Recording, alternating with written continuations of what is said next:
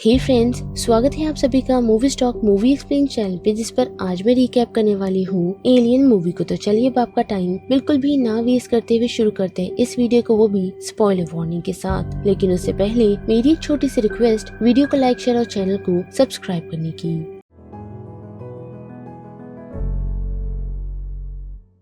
Well guys, film की शुरुआत हमें स्पेस से दिखाई जाती है, जहां हम नोस्ट्रोमा नाम का एक स्पेसशिप देख पाते हैं जो अर्थ पर रिटर्न आ रहा है, जिसमें लगभग 7 मेंबर मौजूद हैं, जिनमें captain Dallas, executive Kane, warrant officer Ripley, navigator Lambert, science officer Ash और साथ ही 2 इंजीनियर्स पार्कर और ब्रेट। पर अनफॉर्चुनेटली शिप का कंप्यूटर मदर एक ट्रांसमिशन को डिटेक्ट कर लेता है, जिस कारण वो उन सभी को नियर बाय मून की तरफ ले जाता है, जिस वजह से वो सभी अपने स्लीपिंग चैम्बर से उठ जाते हैं। और उठते ही वो सभी कंफ्यूज हैं कि एक्चुअल में हुआ क्या है। पर थोड़ी बहुत छानबीन करने से उन्हें पता चलता है कि उनकी शिप ने एक अलग डायरेक्शन ले ली है, वो भी ट्रांसमिशन को डिटेक्ट करते हुए, जिस वजह से सभी लोग घर जाने की जिद करते हैं। पर अनफॉर्चुनेटली ऐसा कर नहीं पाते, क्योंकि कैप्टन उन सभी को याद दिलाता है कि पॉलिसी के अकॉर्डिंग उन सभी को इन्वेस्टिगेशन करने के लिए वहाँ जाना होगा, ताकि वो लोग ये देख पाए कि एक्चुअल में वो ट्रांसमिशन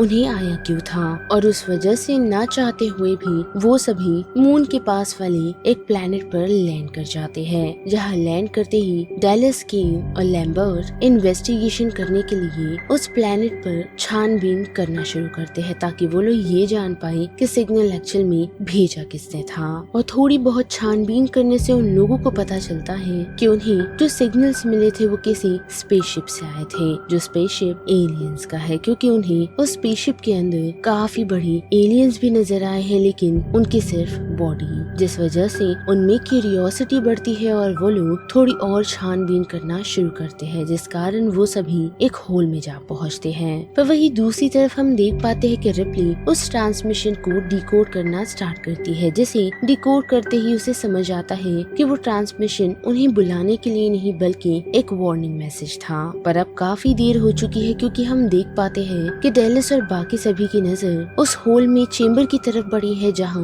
उन लोगों को काफी सारे एग्स नजर आते हैं। और जैसे ही केन उनमें से एक एग को टच करता है, तो उसमें से स्पाइडर जैसा क्रिएचर बाहर निकल केन के हेलमेट को तोड़ उसके मुंह से चिपक जाता है, जिस वजह से डेलिस और लैम्बर्ट बेहोश हुए केन को वापस स्पेसशिप में ले जाने का डिसीजन लेते हैं। पर अनफॉर्चुनेटली रिप्ली उसे अंदर लेने से मना कर देती है, क्योंकि प्रोटोकॉल है और अगर कोई भी इन्फेक्शन स्पेसशिप में आ गया तो वो स्पेसशिप अर्थ जाने वाला है, जिस वजह से वो लोग अर्थ के लोगों की जान को खतरे में नहीं डाल सकते। और उस कारण उन लोगों को कुछ समय क्वारंटीन रहना होगा, जिसके लिए वो लोग मान तो जाते हैं, लेकिन ऐश उसके डिसीजन को ओवरराइड करते हुए उन सभी को अंदर ले आता है, जिसके बाद उसे लैब में ले जाया जाता है, जहां ऐश केन के फेस पर लगे हुए अजीब से क्रिएचर को निकालने की कोशिश कर रहा होता है। पर उसके काफी कोशिशों के बाद भी जब वो उसके फेस से उस क्रिएचर को निकाल नहीं पाता, तो उसे समझ आता है कि उसे निकालना एक्सट्रीमली डेंजरस हो सकता है, क्योंकि वो क्रिएचर अजीब सा एसिड या फिर हम कह सकते हैं कि ब्लड फेंक रहा है, जिसे ना सिर्फ केन को हर्ट हो सकता है बल्कि उनकी शिप को पोटेंशियल डैमेज भी हो सकता है।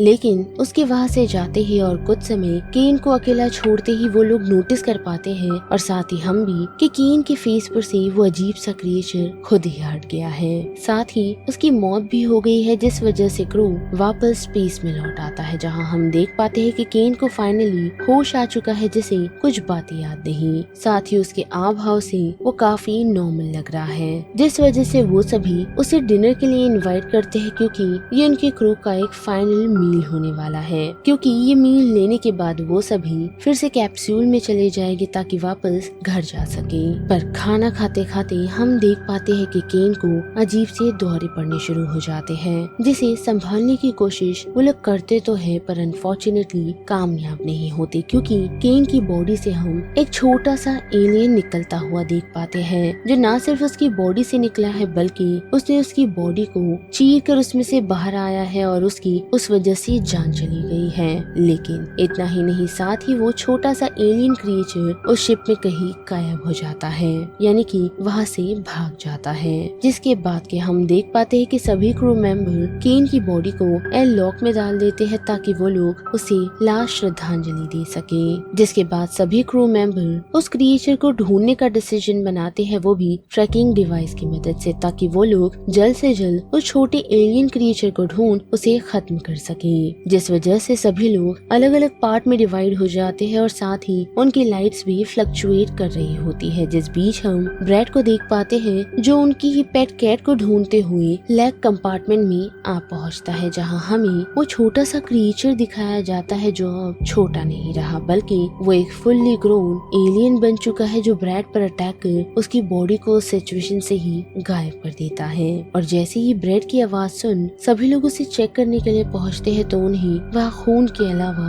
और कुछ नहीं मिलता, जिस कारण क्रू को अब ऐसा लगता है कि वो एलियन एयर डक्ट में कहीं छुपा हुआ है। और जैसे कि डेलेस के कहने पर उन लोगों ने केन और बाकी सभी को अंदर लिया था, तो वो लोग डेलेस को उस एयर डक्ट में भेजने का डिसीजन बनाते हैं, वो भी एक फ्लेम थ्रोअर के साथ, ताकि उस एलियन का वो लोग जल्द से जल्द खात्मा कर सके। साथ ही डेलेस को उस क्रिएचर की लोकेशन वो सभी गाइड तो कर रहे हैं, पर अनफॉर्चुनेटली जो डिवाइस उस क्रिएचर पर लगा होता है उससे उन्हें पता चलता है कि वो क्रिएचर एक जगह स्टॉप हो गया है, जिस कारण वो लोग डेलेस को अच्छे से चेक करने के लिए कहते हैं। पर अनफॉर्चुनेटली डेलेस चेक करे उससे पहले ही वो एलियन उस पर अटैक कर उसकी जान ले लेता है। और इतने लोगों की मौत देखकर लैम्बर्ट ये डिसीजन सुनाता है कि उन लोगों को यहाँ से एस्केप पॉड की मदद से निकल जाना चाहिए, ताकि जो क्रिएचर है वो इसी शिप में रहकर खत्म हो जाए। पर रिप्ली के अकॉर्डिंग जो डेलेस के बाद फिलहाल अब कमांड में है, तो वो उन सभी को ये समझाती है कि वो एस्केप शटल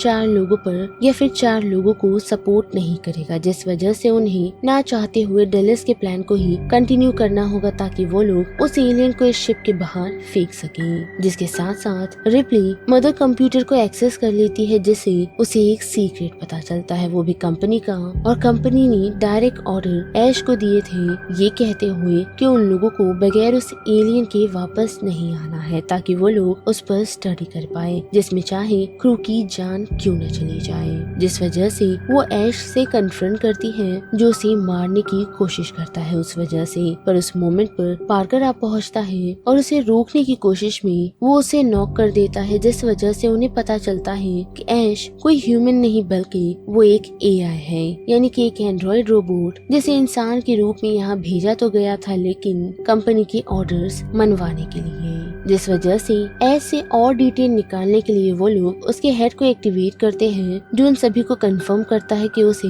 कंपनी से डायरेक्ट ऑर्डर मिले थे कि उन्हें किसी भी स्टेट में उस एलियन को बगैर मारे प्लेनेट पर लाना है, यानी कि अर्थ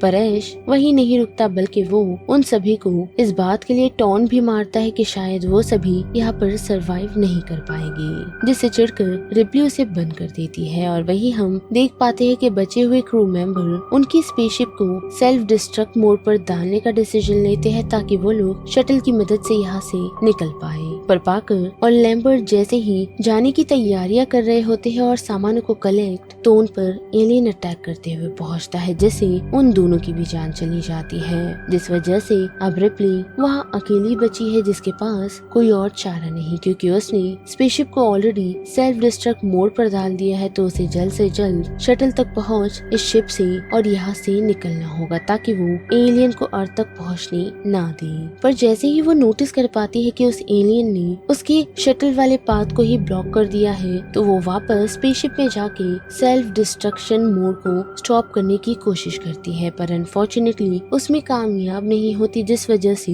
वो वापस शटल की तरफ बढ़ना शुरू करती है, वो भी अपने साथ उनकी क्रू की पेट कैट को लेते हुए। और जैसे ही उनका स्पेसशिप एक्सप्लोर हो जाता है, तो वहाँ से बच निकलने में रिप्ली कामयाब होती है और रिलीफ भी महसूस करती है कि उसने एलियन को उसी शिप में खत्म कर दिया। पर अनफॉर्चुनेटली ऐसा होता नहीं, क्योंकि उसकी नजर पास ही के छोटे कंपार्टमेंट की तरफ बढ़ती है, जहाँ वो उस एलियन को देख पाती है जो ऑलरेडी उस शटल में मौजूद था, जिस कारण उसे वहाँ से निकालने के लिए वो स्पेस सूट पहनती है और गैसेस को रिलीज कर देती है। लेकिन जैसे ही एलियन उस पर अटैक करने के लिए उसकी तरफ बढ़ता है, तो रिप्ली एयरलॉक डोर को ओपन कर देती है, जिससे वो एलियन उसे मार नहीं पाता और एयरलॉक के डोर के पास ही लटक जाता है। पर रिप्ली जरा भी देरी ना करते हुए चालाकी दिखाती है और फ्यूल टैंक को पूरी तरह स्टार्ट करते हुए फायर को रिलीज करना स्टार्ट करती है, जिससे वो एलियन डीप स्पेस में कहीं खो जाता है। जिसके बाद वो कुछ रिकॉर्ड करती है, यही कहते हुए कि उसकी लास्ट फाइनल जर्नी कैसी थी।